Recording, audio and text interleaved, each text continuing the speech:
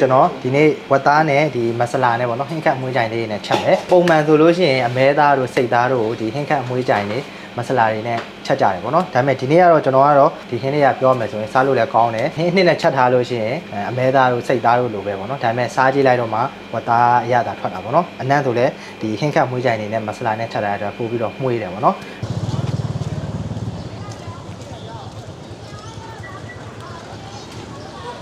အားလုံးပဲမင်္ဂလာပါဒီနေ့ကျွန်တော်ရောက်နေတော့တိုက်တက်တစ်စီပါတိုက်တက်တစ်စီမှာကျွန်တော်ဝက်သားလာဝယ်တာပါကျွန်တော်ဝက်သားရင်းချက်မယ်ပေါ့နော်ဒီနေ့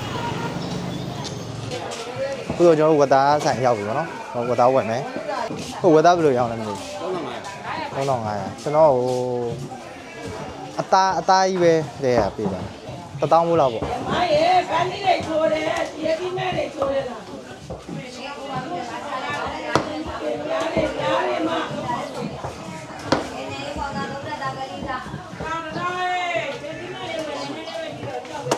တုံးမနေအဲ့မတုံးကိုရ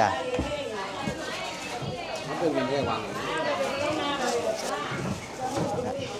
ကျေးဇူးပါကိုဟုတ်ဝက်သားတော့ရပြီကျွန်တော်ဒီဝက်သားကိုမဆလာလေးနဲ့ချက်ပါဘောနော်ပုံတခြားဟာနဲ့မတူတဲ့ပုံစံတစ်မျိုးလေးပေါ့နော်ထူးဆန်းလေးဖြစ်အောင်ဝက်သားကိုမဆလာလေးနဲ့ချက်မယ်ရှေ့မှာ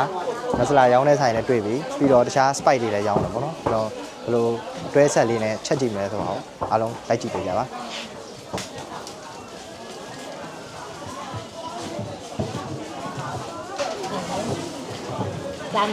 ဒါပါလဲမသိဘူးဒါချက်တယ်အခါမှုတုံးတို့သူကကလပွေးနဲ့တူတူခေါင်းနဲ့ပါ900မဆလာဒါ900လက်ဆောင်မဲပဲ1500ပဲဒါဟိုကလပွေးနဲ့တူတူခေါင်းနဲ့ဆလာပါပြီးအသားမဆလာပါပြီနော်ဒါ spice ဆုံးပါတယ်ကလပွေးရလည်းပါတယ်တေချိုးကောက်လည်းပါတယ်အသားမဆလာလည်းပါတယ်ဒါတစ်ထုပ်900ပါဒါပါဟိုအနေကြီးအစိမ့်ပေါ့နော်ဝက်သားနဲ့ချက်မယ်လို့ပဲဘာမဆလာကောင်းလဲဝက်သားနဲ့ချက်မယ်လို့ဘာမဆလာကောင်းလဲဝက်သားနဲ့ဆိုရတယ်ဒါနဲ့ဆိုရပြီလားအဲ့လိုအသားမဆလာကိုကလေးဒါဆိုဒါ1000ကိုယူလိုက်မယ်3တော့ယူလိုက်မယ်1000နော်1500အဲ့လို2000လောက်ပဲယူလိုက်ဒီမှာကတော့ဒီတိုင်းတစည်းထဲမှာဒီဆိုင်ကကျွန်တော်တွေ့ရထိုင်ထဲမှာတော်တော်အဆင်ပြေတယ်ဘာလို့ဒီမှာဒါဆိုလို့ရှိရင် neckman ပေါ့နော် neckman တွေပါလည်းရှိတယ်ဆိုတော့ fan တွေပါလည်းရှိတယ်ပေါ့နော်တော်တော်ဆုံးတယ်ဒီမှာဆိုလို့ရှိရင်ဒီမှာဆိုလို့ရှိရင်clock တွေပါလည်းရှိရပါတော့သူကဒီလိုမျိုးအထုပ်လေးနဲ့ခွဲပြီးတော့ရောင်းတဲ့အတွက်ဒီ clock တွေလည်းရှိတယ်ပြီးရင်ဒီမှာ style niche တွေလည်းရှိတယ်ပေါ့နော်ဒါရနည်းနည်းရောင်းတဲ့အတွက်တစ်ခါချက်စားဆိုရင်ဒီလိုအထုပ်လေးနဲ့ပို့ပြီးတော့အဆင်ပြေတယ်ပေါ့နော်ဒါကဘာလဲမသိဘူးအမဒါတည်သီးတနတ်မစလားဒါတည်သီးတနတ်မစလားဒါရောဒါပဲနဲ့တန်စီဒါပဲနဲ့တန်စီဒါဓမ္မောက်ရောင်ဒါဓမ္မောက်မချက်တဲ့အရာဒါဓမ္မောက်ချက်တဲ့အရာပါဒါဓမ္မောက်ချက်တဲ့အရောင်ပေါ့နော်အရောင်အမှုန့်လို့ပြောတယ်သူကအမဲသားတွေစိတ်သားတွေဆိုလို့ရှိရင်လည်းဒီအမှုန့်တုပ်ပြီးတော့กินလို့ရှိရင်အရောင်လေးကလှတယ်ပေါ့နော်အနီရောင်လေးဖြစ်သွားတယ်ပဲကလိုင်းတွေပါတို့ဒါထည့်ချက်လို့ရတယ်အိမ်မှာကွာဟိုတစ်ခါချက်စာလေးပဲလာ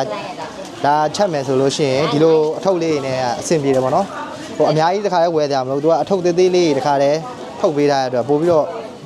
သုံးပြရလွယ်တယ်ပေါ့နော်တစ်ခါချက်စာလေးကိုလိုသလောက်လေးတွေကိုဒီမှာလာဝယ်လို့ရတယ်ပေါ့နော်တော်တော်အဆင်ပြေပါတယ်ဒါလေးလောက်ပါ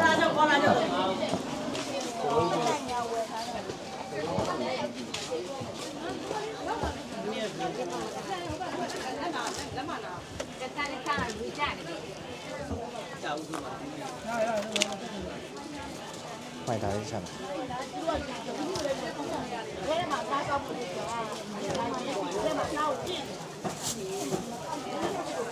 ဒီနေ့ကတော့ဘာမှမလုပ်ဘူးကျွန်တော်တို့ဝက်သားကိုကျွန်တော်အသားကြီးပဲဝယ်လာတယ်ပြီးတော့ဒီခင်းခတ်အမွှေးကြိုင်နေပါတယ်ပြီးတော့ကြက်သွန်ပါမယ်ကြက်သွန်ပြူပါမယ်ဒါဆိုရင်ရပြီတစ်ခုတည်းဘယ်လောက်ပြည့်သွားမှာဒါဆိုဒီနှစ်ခုပေါင်းအောင်ဘယ်လောက်ရှိမလဲအဲ့ဒါဟိုကမှစီရောရှိတာစီဘူးအသေးလေးတွေအဲ့ဒါဟိုကပဲပေးလိုက်တော့အထေးမင်းပဲပေးလိုက်ဘယ်လောက်ထပ်ပေးရမလဲရောနှောစီဒါရောနှောစီနော်ဟမ်ဒါရောနှောစီနော်ရောနှောစီဆိုတာဘာနဲ့ရောတာလဲပဲရောစောင်းစီပဲရော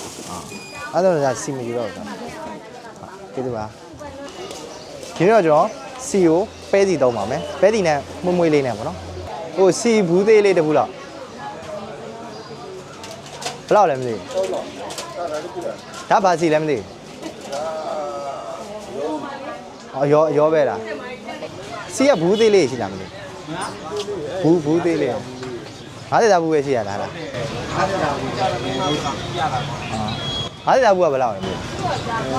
ဘောကျွန်တော်တောင်းတဟင်းသီးဟင်းပဲစီရကြောဘယ်လောက်လဲမသိတက်ကဘယ်လောက်လဲမသိပေါင်းလေး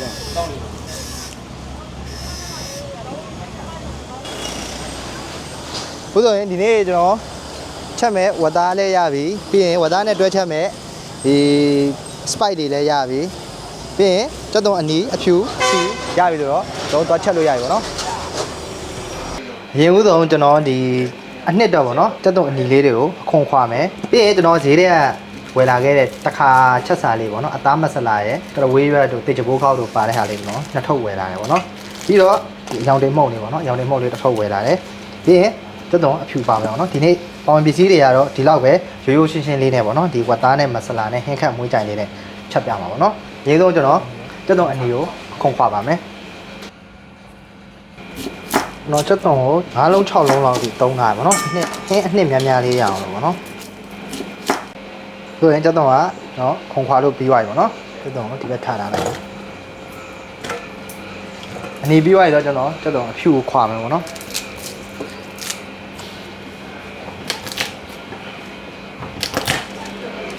这种就要ဓာတ်လေးနဲ့ဖိချပြီးတော့ခွာလိုက်ရင်အလွယ်တကူခွာလို့ရပါတယ်။တော်ဖြူရောနေရောရပြီ။တော်ဖြူပဲပြီးကြရပါတော့။ဒါပေမဲ့ကျွန်တော်အနီကိုနည်းနည်းလှီးလိုက်မယ်။ကြိတ်ဆက်ထဲမှာထည့်ပြီးတော့ကြိတ်လို့ရတဲ့အနေထားလောက်ထိပေါ့နော်။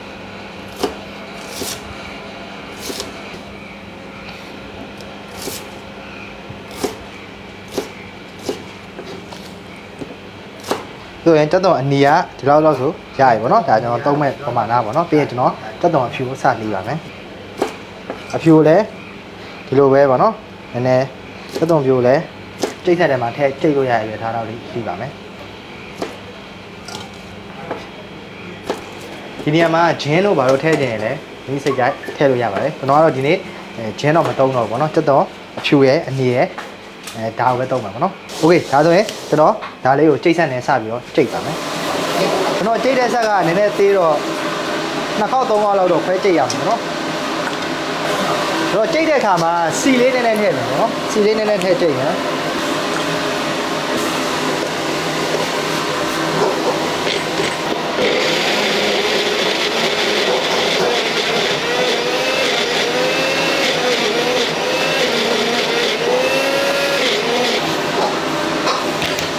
ရောက်နေထားတော့ဆိုရင်တော့ရပါပြီ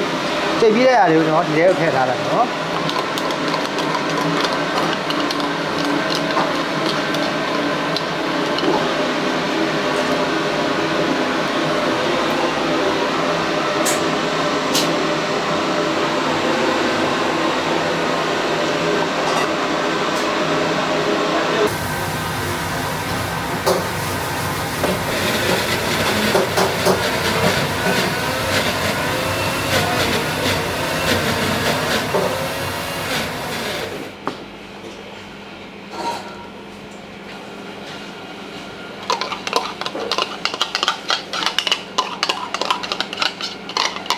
ခုဆိုရင်ကျွန်တော်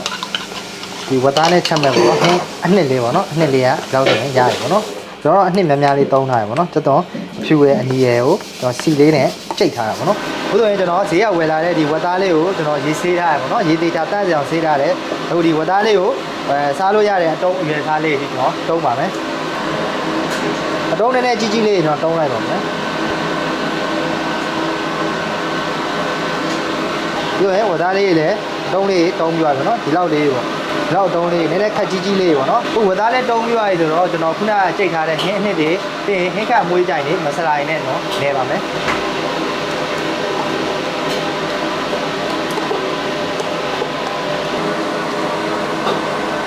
ဆိုရင်ကျွန်တော်ခုနကငုတ်သီးစိမ့်မုတ်တွေထည့်ပြီးပါပြီဆိုတော့ကျွန်တော်ဒီမှာဈေးထဲကဝယ်လာတဲ့အသားမဆလာလေးပေါ့နော်ဈေးထဲကဝယ်လာတဲ့အသားမဆလာလေးထည့်မယ်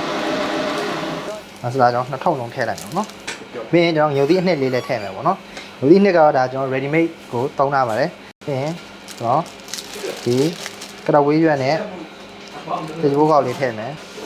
ဒီဘိုးကောက်နဲ့ကရဝေးရွက်လေးထည့်မယ်ပေါ့နော်ပြီးရင်ကျွန်တော်ဒါတွေကိုရတာထည့်ပြီးတော့နေပါမယ်ရတာတော့ကတော့ကျွန်တော်ဒီ fit sauce ပေါ့နော်အများကြီးလေးကျွန်တော်သုံးမယ်အများကြီးလေးအများကြီးမထည့်ဘူးနည်းနည်းပဲကျွန်တော်ဟင်းချက်နေတဲ့အချိန်လိုတော့မှပဲထည့်မယ်ပေါ့နော်ဒါနည်းနည်းပဲပြီးရင်ကျွန်တော်ပြင်ကြောကြသားမုတ်လေးနည်းနည်းထည့်မယ်ပေါ့နော်လက်လေးနဲ့ပဲနှိုင်းလိုက်တော့မယ်โอเคကျွန်တော်ကြသားမုတ်လေးထည့်ပြီးတော့ပြီငပြားကြီးလည်းထည့်ပြီးသွားပြီဆိုတော့ကျွန်တော်ဒါလေးကိုရတာဝင်အောင်နေလိုက်မယ်နေပြီးရင်ကျွန်တော်နိုင်ဝက်45မိနစ်လောက်နှက်ထားမယ်ပေါ့နော်အနံလေးကကျွန်တော်အသားမဆလာနဲ့ဆိုတော့အနံလေးကလည်းအရင်မှုေးတယ်ပြီးတော့ရောင်တင်မှုန့်ရောညိုသီးအနှစ်ရောနဲ့ဆိုတော့အယောင်ရောအနံ့ရောအရသာရောပြီးပြည့်စုံပါလေကျွန်တော်တို့ပုံမှန်မြန်မာဟင်းချက်သလိုမျိုးဒီဟင်းအနှစ်တွေကိုစီတက်ပြီးတော့မှဝတ်သားကိုထည့်ပြီးတော့ချက်လဲရတယ်ဒါပေမဲ့ကျွန်တော်ကတော့ပုံမှန်မြန်မာဟင်းချက်တဲ့ပုံစံလေးနဲ့မတူအောင်လို့အနှစ်ကိုအရင်ကြိတ်ပြီးတော့အနှစ်နဲ့နယ်မယ်ပြီးတော့မှရတာထည့်ပြီးတော့ခဏနှက်ထားလိုက်မယ်ပြီးရင်ကျွန်တော်ချက်မယ်ပေါ့နော်ပြီးရင်တော့စီလေးထည့်မယ်စီပြန်တော့ကျွန်တော်စီလေးဒီနေ့နည်းနည်းများများလေးထည့်လိုက်မယ်နော်စီပြန်ချက်မှာဆိုတော့စီလေးကိုပုံမှန်ထည့်နည်းနည်းလေးပို့ထည့်တာပေါ့နော်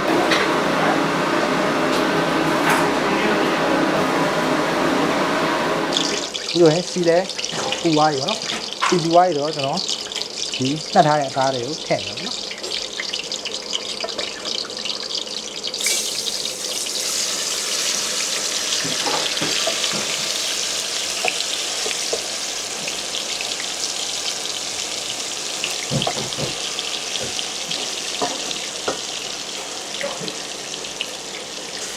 ဖြည်းဖြည်းလေးမှုန်နော်ရမ်းမှုန်တော့ရှိရဲဆန်သွားပါနော်နန်းလေးကစီတက်လိုက်တာနဲ့အနံ့မှုေးလာတာနော်ကျွန်တော်ဟင်းခန့်မှုေးကြိုင်နေအသားမဆလာတွေတေချာထည့်ပြီးတော့နေထားတဲ့အတွက်ကျွန်တော်စီတက်လိုက်တာနဲ့အနံ့ကတကယ်မှုေးတဲ့အနံ့ထွက်လာတာနော်ကိုစားမဲ့အသားရဲ့တွတ်တုံဖြူလေးရဲ့အသားမဆလာလေးရယ်ဟင်းခတ်မှုကြိုင်လေးရယ်ပါရင်ဒီလိုမျိုးဟင်းကောင်းလေးတစ်ဖက်ကိုပေါ့ချက်လို့ရတယ်နော်စီကတ်နေတဲ့အချိန်လေးတော့နည်းနည်းလေးမှုေပေးရအောင်နော်ဟုတ်ရဲ့လို့ကတ်သွားမှာ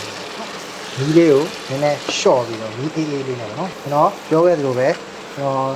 ရေးခဲ့သလိုပဲနော် anyone can cook ဆိုတဲ့မူတိုင်းပဲပေါ့နော်ဒီတိုင်းဟင်းကိုလွယ်တကူချက်လို့ရတယ်ဟင်းချက်တာတွေကတော့ဘာမှမခက်ဘူးဟိုဆိုရင်အနံ့လေးကတော်တော်မှုေးလာပြီပေါ့နော်ဒီနေရာမှာကျွန်တော်ကြံပေးချင်တာလေးတစ်ခုကတော့ကျွန်တော်ဒီဟင်းချက်တဲ့အချိန်မှာကျွန်တော်ရေကိုအများကြီးထည့်ပြီးတော့ဟိုမီးပြင်းပြင်းနဲ့ဆိုလို့ရှိရင်ကျွန်တော်ရေတွေကဟိုကဲတယ်လို့ဖြစ်ပြီးတော့အသားကိုပြုတ်တယ်လို့ဖြစ်သွားမှာပေါ့နော်ပြုတ်တယ်လို့ဖြစ်သွားပြီးတော့မတင်းတင်းကြီးနဲ့စားလို့မကောင်းတော့ဘူးပေါ့နော်အဲ့တော့ရေကိုတစ်ခါပဲထည့်ပါပြီးရင်မီးကိုလျှော့ထားပါဒီမီးပြင်းပြင်းနဲ့ကြာကြာလေးချက်တာပို့ပြီးတော့အသားကိုနူးညံ့စေပါတယ်အဲ့လိုမှမဟုတ်ဘဲနဲ့ရေခဏခဏမီးပြင်းပြင်းနဲ့ထည့်လိုက်လို့ရှိရင်ရေတွေကခန်းသွားမယ်ရေထပ်ထည့်မယ်ခန်းသွားမယ်ဆိုရင်အသားကပြုတ်တယ်လို့ဖြစ်ပြီးတော့တင်းတင်းဖြစ်သွားမှာပေါ့နော်ဒါပေမဲ့ဟိုကိုကြိုက်တယ်လို့ကိုချက်လို့ရပါတယ်အခုဆိုရင်ကျွန်တော်စီတက်လို့လည်းပြီးသွားပြီကျွန်တော်ဒီထဲကိုကျွန်တော်ရေလေးထည့်မှာပေါ့နော်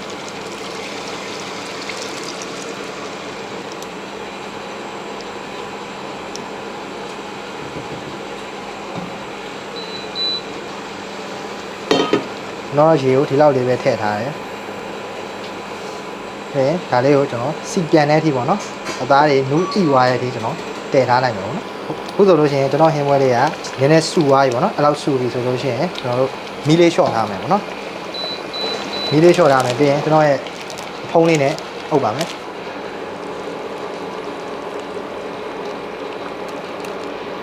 ဒါလေးကကျွန်တော်ရဲ့ကိုယ်ပိုင်ဖုံးလေးပါ။ဟုတ်ဆိုရင်တည်ထားလို့ရပြီနောက်ထပ်နိုင်ဝက်45မိနစ်တော့ကျွန်တော်တည်ထားပါမယ်ရေလေးခမ်းပြီးတော့စီပြန်လာတဲ့အထိပေါ့နော်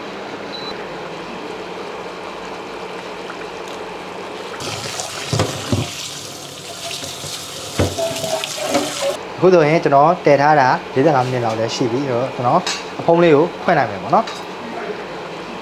အခုဆိုရင်နှစ်လဲကြာသွားပြီပေါ့နော်ဒီလောက်ဆိုလို့ရှိရင်ရပြီဟင်းလေးကတော့ဆိုရင်ကျတ်သွားပြီပေါ့နော်နူးလဲနူးသွားပြီရေလဲခဏခဏထည့်ကြမလို့ကျွန်တော်ခုနကပြောခဲ့သလိုပဲပထမတရေပဲထည့်ပြီးတော့မီး အေးအေးလေးနဲ့မီးလေးလျှော့ပြီးတော့မီးမြင်းမြင်းလေးနဲ့ကြာလေးတည့်ထားလိုက်ရင်ခုလိုမျိုးအတုံးတွေလည်းအရန်သေးမသွားဘူးပြီးရင်ရေလဲခဏခဏထည့်ကြမလို့ဟင်းလဲနူးတယ်ပေါ့နော်ဒီလိုပုံစံလေးလည်းအိမ်မှာစမ်းချက်ကြည့်ကြပါဒီမှာဟင်းအနှစ်လေးရရပါတော့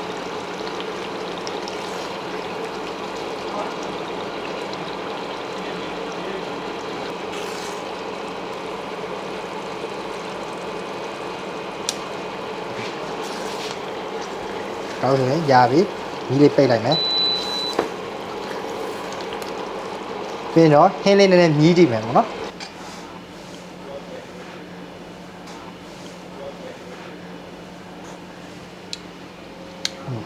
နေရောပဲပေါ့နော်ဒါပေမဲ့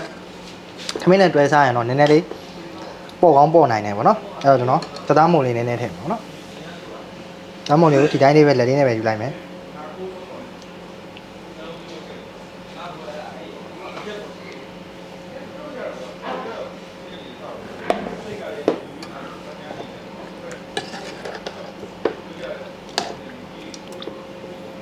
ဒီလောက်ဆိုရင်ရပြီเนาะပကံလေးထည့်လိုက်မယ်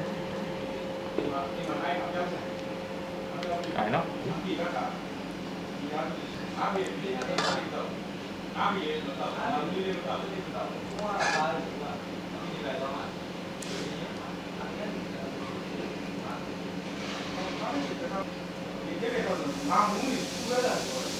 နောက်ဆုံးဆုံးသက်အနေနဲ့ကျွန်တော်ပူစီနန်လေးတင်လိုက်မယ်ပေါ့နော်